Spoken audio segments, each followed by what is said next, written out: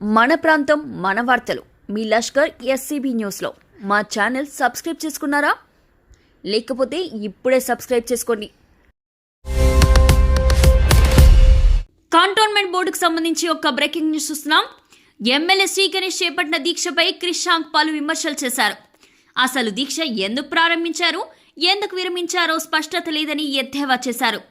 JAC ఏర్పాటు అంటూ శ్రీ గణేష్ దీక్షను విరమించడం హాస్యాస్పదమని విమర్శించారు. హీరో అయిపోదామని దీక్ష చేపట్టారని, ఎటువంటి స్పష్టత లేకుండా రాజకీయ మైలేజ్ కొరకు దీక్ష చేపట్టారని మన్నె క్రిషాంక్ విమర్శించారు. సికింద్రాబాద్ కార్పొరేషన్ కొరకు తలసాని శాంతి ర్యాలీ చేపడితే శ్రీ గణేష్ కంటోన్మెంట్ విలీనం పేరుతో రిలే నిరాహార దీక్ష చేపట్టారే తప్ప ఆయన సాధించింది ఏమీ లేదంటూ క్రిషాంక్ అన్నారు. మాట్లాడినప్పుడు కంటోన్మెంట్ విలీనాన్ని కోరుకుంటున్న దాని గురించి ఎక్కడన్నా సమర్థిస్తూ మాట్లాడిర్రా? వారిని సూటిగా అడిగితే వ్యతిరేకిస్తున్న వాళ్ళు ఉన్నారు. దేని కారణం వల్ల వ్యతిరేకిస్తున్నారు అని చెప్పారు, కానీ ఈ కారణం వల్ల కావాలనే వాళ్ళు ఉన్నారు, ఈ కారణాలు ఉన్నాయని ఒక్క కారణం అనే చెప్పిర్రా? చెప్పలేదు. సో అసలు బీజేపీ సమర్థిస్తలేదు అని అర్థమైనప్పుడు వాళ్ళ నుంచి వచ్చేసింది, నాకు స్పందన వచ్చేసింది, నేను ఇక నాకు ఆకలి అవుతుంది, నేను లంచ్ చేయాల్సిందే, నేను ఈ 8 రోజుల్లో నా ప్రాణం అంతా ఆగమైపోయింది అని ఇమీడియట్గా నువ్వు దుకాణం ఎత్తేసింది. ఏం హామీ వచ్చిందని? మళ్ళీ చెప్తున్నా, వారి దీక్ష చేయాలని కాదు, కానీ డ్రామా చేయొద్దు. ప్రత్యేకంగా గాంధీ టోపీ పెట్టుకొని నువ్వు డ్రామా చేస్తే కరెక్ట్ కాదు కదా, స్టంట్ కదా అది. ఆనాడు అప్పుడు కూడా అట్లనే ఓట్ల కోసం ఒక్కరోజు దీక్ష చేస్తేవి. ఇవాళ 5-6 సంవత్సరాల తర్వాత నేను అప్పుడు దీక్ష చేసిన కదా అని మళ్ళీ దాన్ని చెప్పుకోబట్టి, ఇవాళ నువ్వు అదే మళ్ళీ గాంధీ టోపీ పెట్టుకొని మీ కాంగ్రెస్ నాయకులను పిలుచుకొని ఇవాళ రాజకీయంగా నువ్వు చేస్తూ రాజకీయంగా దాన్ని ఉపయోగించుకుంటూ ఈటల రాజేందర్ గారు హామీ ఇచ్చిండ్రు. వారి మాటల్లోనే ఉన్నది. నెక్స్ట్ వారి వీడియో కూడా ప్లే చేసేయండి. ఖచ్చితంగా కేంద్రం ఇస్తుంది అని కూడా చెప్పబట్టి నిన్న మా విజయం ఏంటంటే వారు స్పందించడం, వారు కూడా వేదిక కాదు వేరే వేరే వేదికల ద్వారా కూడా వాళ్ళ మీద ప్రెజర్ పెట్టాలనేది భాగం. నిన్న మా విజయం ఏంటంటే వారు స్పందించడం, వారు కూడా సానుకూలంగా ఉండడం. ఇది న్యాయమైన డిమాండ్ అని చెప్పకనే చెప్పాను. ఎందుకంటే మేము ఈ డిమాండ్ వేరే, ఆ పార్టీ వేరే, ప్రజలకు వ్యతిరేకం అవుతుంది. ప్రజలకు మళ్ళా ఫుల్ ఉద్రేకం అవుతుంది కూడా కన్ఫ్యూజన్ చెప్పినా కూడా మొత్తం ఒకటే, ప్రజలు కోరుకుంటుంది న్యాయమైన డిమాండ్ అని, ఎలక్షన్ వ్యవస్థ లేదని ప్రజలు కూడా కోరుకుంటారు, వారే చెప్పారు. కాబట్టి ఇవన్నీ వారు 8 రోజులు మాట్లాడండి. ఇప్పుడు మాట్లాడారంటే దీక్ష సఫలమైందనే భావం. దీక్షకి వచ్చిన స్పందనను చూసే వారు కూడా దీనికి ఓకే అనాలని అన్నారు. కాబట్టి మార్గాలు చూసుకొని ఖచ్చితంగా మీకు కూడా తెలుసు, క్లుప్తంగానే ఏ చిన్న బేబీ కూడా నడవదు, మాట్లాడదు. అదే మాదిరిగా ఈ యొక్క రిలే నిరాహార దీక్షతోటి నేను ఏనాడు పొద్దున కూడా చెప్పాను, ఫస్ట్ నేనే ఇక్కడ కూర్చోగానే కేంద్రం ఇస్తుందని కాదు, కేంద్రం ఖచ్చితంగా ఇస్తుంది, ఖచ్చితంగా ఇవ్వాల్సింది కాదు. వేరే లాస్ట్ వర్డ్ కేంద్రం ఖచ్చితంగా ఇస్తుంది. కేంద్రం ఖచ్చితంగా ఇస్తుందని ఎవరు చెప్పారు? చెప్తే మరి నువ్వు దీక్ష ఎందుకు చేపట్టినావు? నీకు పర్సనల్గా చెప్పిర్రా? ఈటల రాజేందర్ గారు మాట్లాడడంలోనేమో లేదు, విలీనానికి వ్యతిరేకిస్తున్న వాళ్ళు ఉన్నారు, దీని మీద మిక్స్డ్ రెస్పాన్స్ ఉంది అని ఈటల రాజేందర్ గారు అంటారు. నువ్వేమో మా దీక్ష సక్సెస్ అయిపోయింది, ఈటల రాజేందర్ గారు స్పందించారు. కన్ఫ్యూజన్లు ఎవరున్నారు? నువ్వున్నావు కన్ఫ్యూజన్లా. అయితే నువ్వు కన్ఫ్యూజన్లు ఉన్నావు, లేదు ప్రజలను కన్ఫ్యూజ్ చేద్దామనుకుంటున్నావు. ఇలా నువ్వు మాట్లాడిన పదాలు, నువ్వు ఒకరిని డమ్మీ అంటున్నావు, ఇంకొకరు అంటున్నావు, కానీ ఈ మొత్తం డ్రామా చూస్తే నిన్ను జోకర్ అనుకుంటున్నారు ఇలా కంటోన్మెంట్ ప్రజలు. ఒక జోకర్ ఎమ్మెల్యేగా ఎమ్మెల్యే శ్రీ గణేష్ చేపట్టిన దీక్షపై కార్పొరేషన్ మాజీ చైర్మన్ మన్నె క్రిషాంక్ సెటైర్లు వేశారు. శ్రీ గణేష్ చేపట్టిన దీక్షతో ఒరిగిందేమీ లేదని విమర్శించారు. దీక్ష చేయడం కాదు, డ్రామాలు చేయడం కొరకు గాంధీ టోపీ పెట్టుకున్నారని మన్నె క్రిషాంక్ విమర్శించారు. దీక్ష పేరుతో సాధించింది ఏమిటో ఎవరికీ అర్థం కాలేదని క్రిషాంక్ అన్నారు.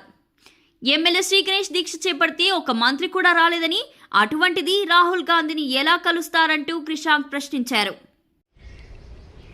నేను చచ్చిపోయే వరకు దీన్ని కొనసాగిస్తాను, నేను చావనన్నా చావాలి కానీ విలీనం జరగాలి అని వారే ఆ వేదిక నుంచి వారు మాట్లాడారు. బీజేపీ వాళ్ళు అనుకుంటున్నారు, ఆయనే మాట్లాడిన స్పీచ్లోనే ఆయన పదాలు ఒక్కొక్క డే ఒక్కొక్క స్పీచ్ తరహాలో మాట్లాడు. నేను ఇక్కడికి వెళ్ళి సావనన్నా చూస్తా కానీ విలీనం మాత్రం ఖచ్చితంగా చూస్తా, కేంద్రం విలీనాన్ని ఇవ్వాలే అనేది ఎమ్మెల్యే గారు ప్రకటించారు. మరి కేంద్రం నుంచి ఏమన్నా దాని మీద ఏమైనా స్పష్టత వచ్చిందా? కేంద్రానికి సంబంధించిన వారు ఏమైనా మాట్లాడినరా? ఎవరు కూడా అట్లాంటి ప్రకటన చేయలేదు. ప్రకటన చేయకముందే మరి ఎందుకు విరమించినట్టు? వారే ఆ వేదిక నుంచి మాట్లాడి రకరకాల ఇంటర్వ్యూలలో పాపం కంటతడి పెట్టుకునేంత పరిస్థితి వచ్చింది. మీ నిన్న విజువల్స్ చూస్తేనే అయ్యో మేము పరేషాన్ అయినాం. పాపం ఒక్క మధ్యాహ్నం తినకుండా ఉంటేనే ఇంత కంటతడి పెట్టుకుంటారా ఎవరన్నా? అంత ఆకలితోని తట్టుకోలేకపోతారా? పాపం నిజంగా కూడా తట్టుకోలేకపోయినట్టున్నారు. డే 1కి డే 8కి 6 కిలోలు పెరిగిరట. అంటే పాపం మరి అంటే వాళ్ళ ఉన్న పక్కన అంచనలు చెప్తున్నారు. డే 1కి డే 6కి మళ్ళా తర్వాత స్టేజ్ కింద ఇంకొన్ని అడిషనల్గా 3వ రోజు నుంచి తెచ్చి ఇంకా పెట్టిరట బలంగా. ఎందుకంటే వెయిట్ పెరుగుతున్నారు కాబట్టి. ఇది ఎక్కడ ఉపవాసం అని అందరు పరేషాన్ అయ్యారు. సరే పాపం కంటతడి పెట్టుకున్నారు, తిట్లు తిట్టిండ్రు, నాయకులను తిట్టిండ్రు, మరణం దాకా మాట్లాడినరు. ఒక్కొక్కరు వచ్చిన వేదిక నుంచి ఒక్కొక్కరు మాట్లాడారు. వాళ్ళ రాష్ట్ర ప్రభుత్వంలో ఉన్న ఒక మంత్రి కూడా స్పందించలేదు, కేంద్రంలో ఉన్నోళ్ళు కూడా స్పందించలేదు. మరి ఎందుకు విరమించినట్టు అనేది ఇవాళ తీవ్రమైన ప్రశ్న. ఇవాళ కంటోన్మెంట్ నియోజకవర్గ ప్రజలకు అందరికి కూడా వాళ్ళందరి తరఫున మేము అడుగుతున్నాం.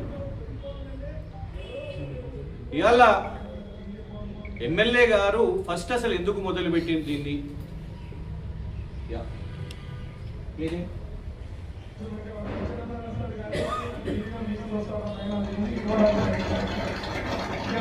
డిసైడ్ అయ్యా చెప్తాయి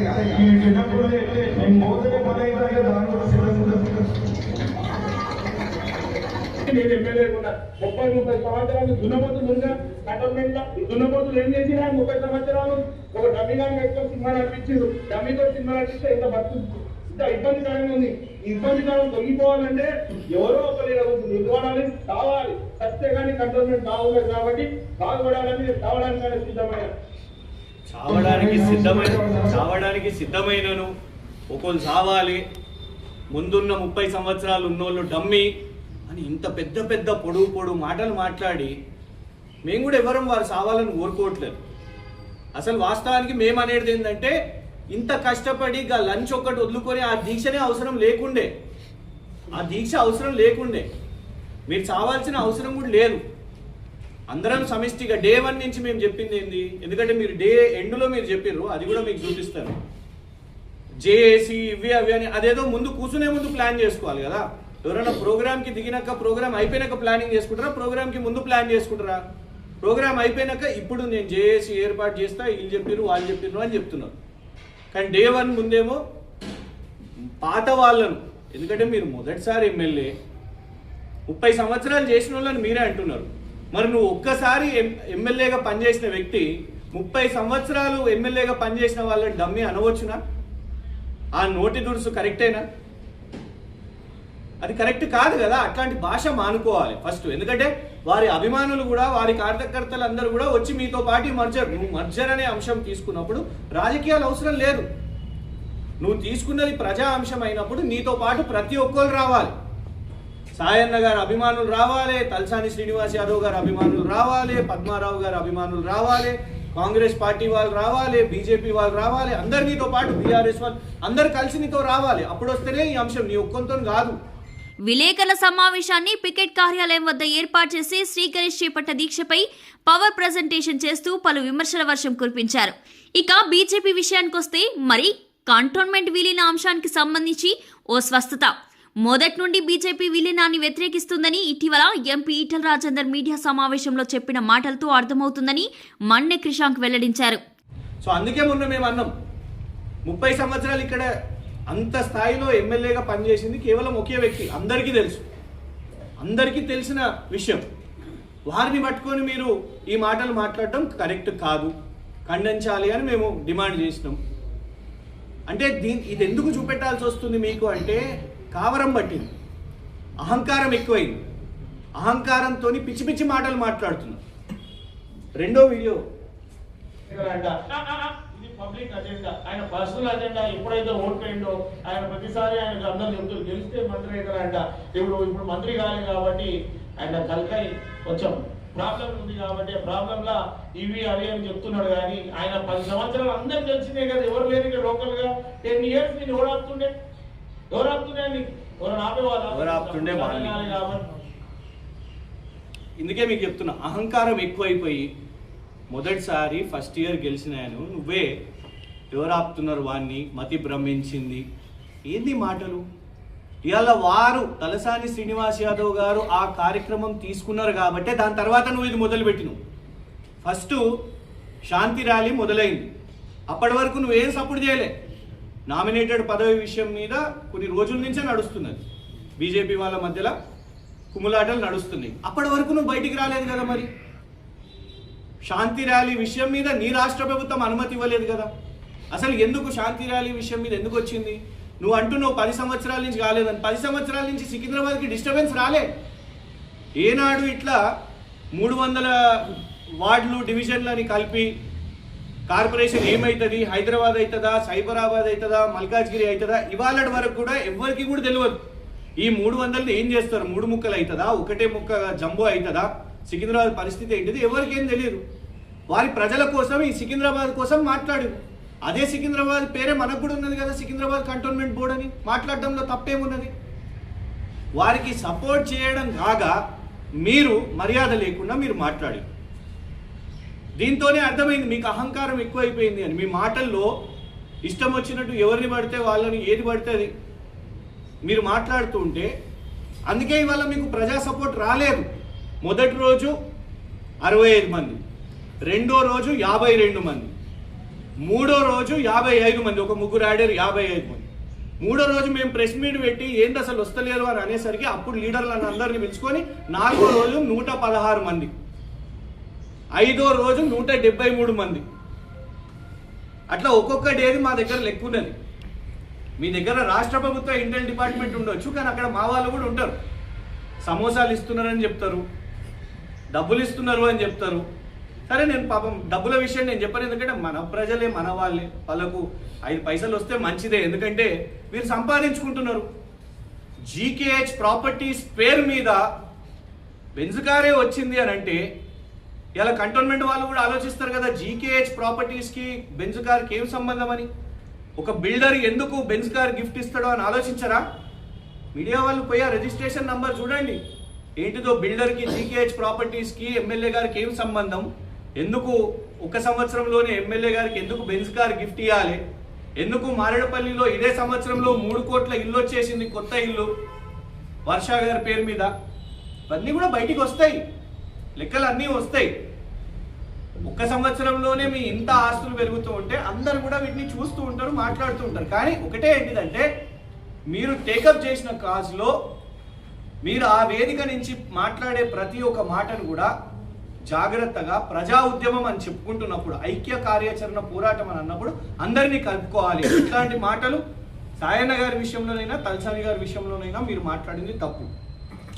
విలీనాంశానికి సంబంధించి తాము ఒక స్టాండ్కి వచ్చామని, కంటోన్మెంట్లో 1,00,000 సంతకాలు సేకరణ చేసి బీజేపీకి, కాంగ్రెస్ ప్రభుత్వానికి అందజేస్తామని అన్నారు క్రిషాంక్. మొదటి సంతకం కేటీఆర్తో తీసుకుని కంటోన్మెంట్లో విలీన డిమాండ్ను చాటి చెప్పేలా పోరాటాన్ని కొనసాగిస్తూ 1,00,000 సంతకాల సేకరణ చేపట్టనున్నట్లు క్రిషాంక్ తెలిపారు. విలీనం కోరుకునేవారు పార్టీలకు అతీతంగా తమతో రావాలని పిలుపునిచ్చారు. ఎందుకు అంటే అసలు ఎందుకు దీక్ష విలీనం కోసం. డిమాండ్ ఎవరి నుంచి రావాలి? డిమాండ్ ఇది ఎక్కడికి రీచ్ కావాలి? కేంద్రం నుంచి రీచ్ కావాలి, లేదు రాష్ట్ర ప్రభుత్వం నుంచి కావాలి. మళ్ళా ఏమని చెప్తాడు, రాష్ట్ర ప్రభుత్వానికి సంబంధం లేదు. రాష్ట్ర ప్రభుత్వానికి సంబంధం ఉంది. ఎందుకంటే కేంద్రం విలీనం చేపట్టాలంటే ఇక్కడున్న XYZ ఆస్తుల మధ్యలో ఎక్స్చేంజ్ ఆఫ్ ల్యాండ్ అయినా, లేకపోతే రేపు ఎక్సెషన్ అయినా, కార్పొరేషన్లో కలవాలన్నా ఎవరితో డిస్కస్ చేస్తారు? రాష్ట్ర ప్రభుత్వంతోనే డిస్కస్ చేస్తారు. రాష్ట్ర ప్రభుత్వానికి సంబంధం లేదని ఎట్లా చెప్తావు? మెదడు నెత్తిలుందా, మోకాళ్ళుందా? అసలు లేనే లేదా? రాష్ట్ర ప్రభుత్వానికి సంబంధం కాబట్టే మేము అడిగింది రాష్ట్ర మంత్రి ఎవరన్నా రావాలి ఇక్కడికి అని. రాష్ట్ర మంత్రి కూడా నీకు సపోర్ట్ లేదు. ఒక రాష్ట్ర మంత్రి కూడా ఇక్కడికి రాలేదు, వీడియో పంపించేసారు ఇన్ఛార్జ్ మంత్రి గారు. హైదరాబాద్ జిల్లా ఇన్ఛార్జ్ మంత్రి ఒకే ఒక ఎమ్మెల్యే వాళ్ళకు కంటోన్మెంట్లో వాళ్ళకి ఇప్పుడు ఉంటే సరే అక్కడ కూడా ఉన్నారు, కానీ ఇక్కడైతే ఈ అంశంలో ఇక్కడ ఎమ్మెల్యే ఉంటే నువ్వు కనీసం ఒక 5 నిమిషాలు ఒక రాష్ట్ర మంత్రిని తెచ్చుకోకముందే మళ్ళా ఏమని చెప్తాడు, లేదు దానికి కవరింగ్ ఏంటిదంటే, లేదు నేను ప్రభుత్వంలో ఉన్న వాళ్ళను పిలుచుకోలేదు అంటే వచ్చిన ప్రతి ఒక్కరు కాంగ్రెస్ నాయకులే కదా, పదవులు లేనోళ్ళు, పదవులు పోయినోళ్ళు, లేకుంటే ఎన్నికల్లో ఓడిపోయిన వాళ్ళు, అట్లాంటి వాళ్ళు వచ్చిండ్రు. వచ్చిన ఆయన ఒక ఎంపీ వచ్చిండు, రాజ్యసభ ఎంపీ వచ్చిండు. ఆయన ఘనకార్యం ఏందో ముందే చెప్పినాం. ఆయన ముందు కూడా కంటోన్మెంట్ గురించి పార్లమెంట్లో మాట్లాడలేదు, ఆయన చెప్పిన నిధులు కూడా ఏమి ఇవ్వలేదు. సో ఇవాళ సాధించింది ఏంటిది? గాంధీ గారిని బద్నాం చేయడం తప్ప. గాంధీ గారు ఏనాడు ఒట్టి లంచ్ వదులుకొని దీక్షలు చేపట్లే. గాంధీ గారు ఎప్పుడైనా దీక్ష కూర్చుంటే బ్రిటిష్ వాళ్ళు వాళ్ళ నిర్ణయాలను వెనక్కి తీసుకున్నారు. అది స్వదేశీ మూవ్మెంట్ కోసమైనా దాన్ని మార్చైనా వాళ్ళు వాళ్ళ నిర్ణయాలను తీసుకున్నారు తలోక్యం. కానీ నువ్వేం చేసినావు? ఎవరి నిర్ణయం వెనక్కి తీసుకోలేదు. నువ్వు కనీసం దీక్ష కూడా ఏమైతుండే చెప్పండి. నిజంగా అందరినీ కలుపుకొని బలంగా ఏదో కూర్చుంటే ఇంకా మళ్ళీ దాంట్లో ఆ వేదిక నుంచి తెలంగాణ ఉద్యమం అనబట్టే నిన్న క్లోజర్లో తెలంగాణ ఉద్యమం సిగ్గుండాలి. తెలంగాణ ఉద్యమం, తెలంగాణ ఉద్యమానికి నీ దొంగ దీక్షకు అసలు పేరే దాని మధ్యలో తేకు. ఎందుకంటే అప్పుడు తెలంగాణ ఉద్యమం కోసం చేపట్టిన దీక్షలు చిదంబరం గారు ఎందుకు రియాక్ట్ అయినరు? పార్లమెంట్ ఎందుకు రియాక్ట్ అయింది? మొత్తం రాష్ట్రమే కదిలొచ్చింది. నువ్వేంటిది సమోసాలు పైసలు ఇచ్చుకొని నీ దీక్ష, నీ సమోసాల కోసం నీ డబ్బుల కోసం కదిలించినట్టున్నది.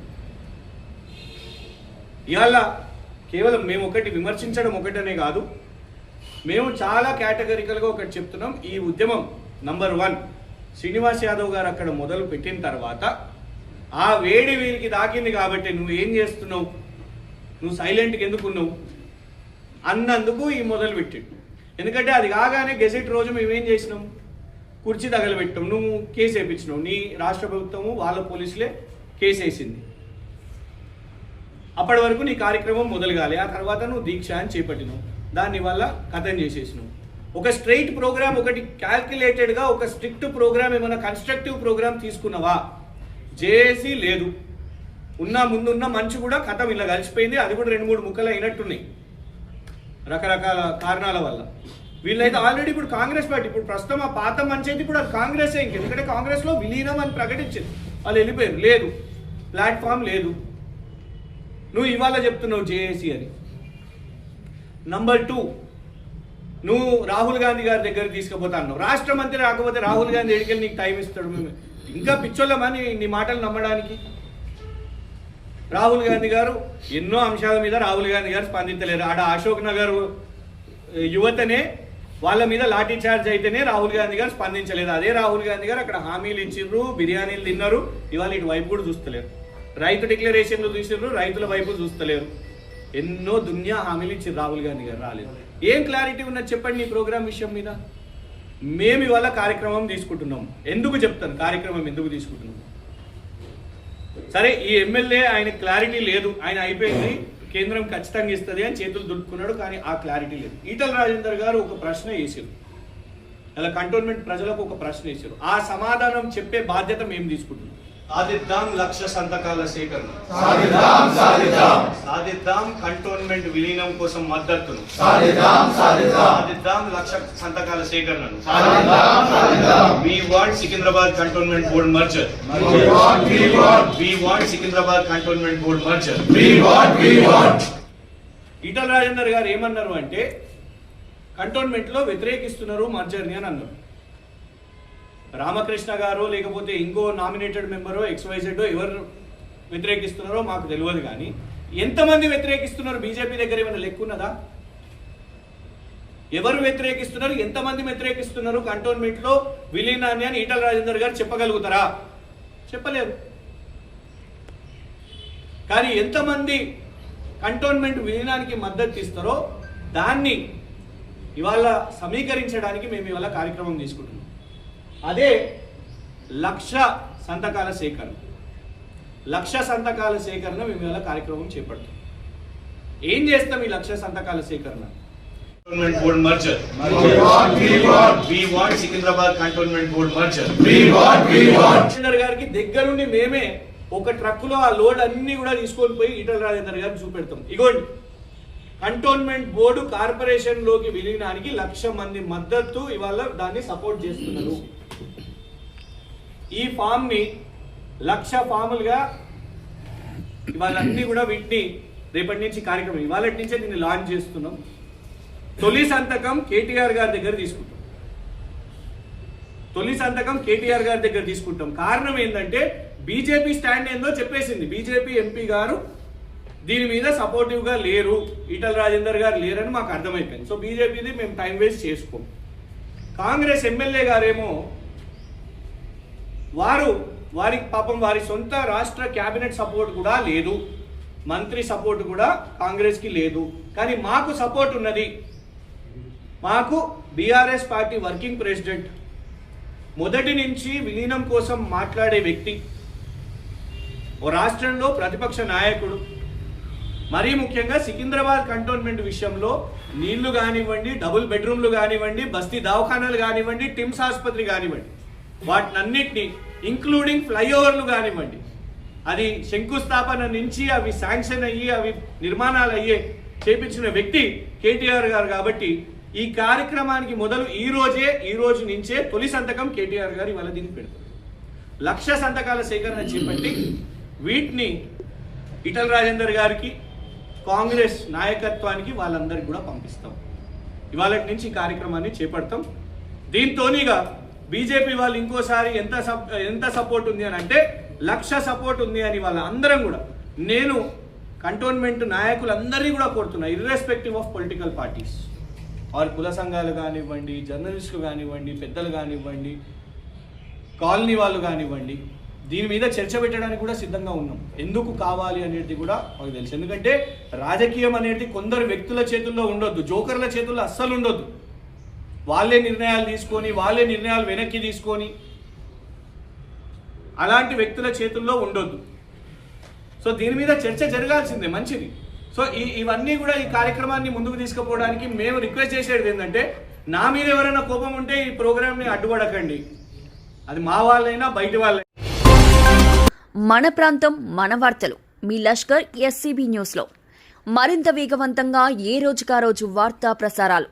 సికింద్రాబాద్, సనత్ నగర్, కంటోన్మెంట్ ప్రాంతాల్లో జరిగే వార్తలను ఎప్పటికప్పుడు వీక్షించండి. మీరు మా ఛానల్ సబ్స్క్రైబ్ చేసుకున్నారా? లేకపోతే ఇప్పుడే సబ్స్క్రైబ్ చేసుకోండి.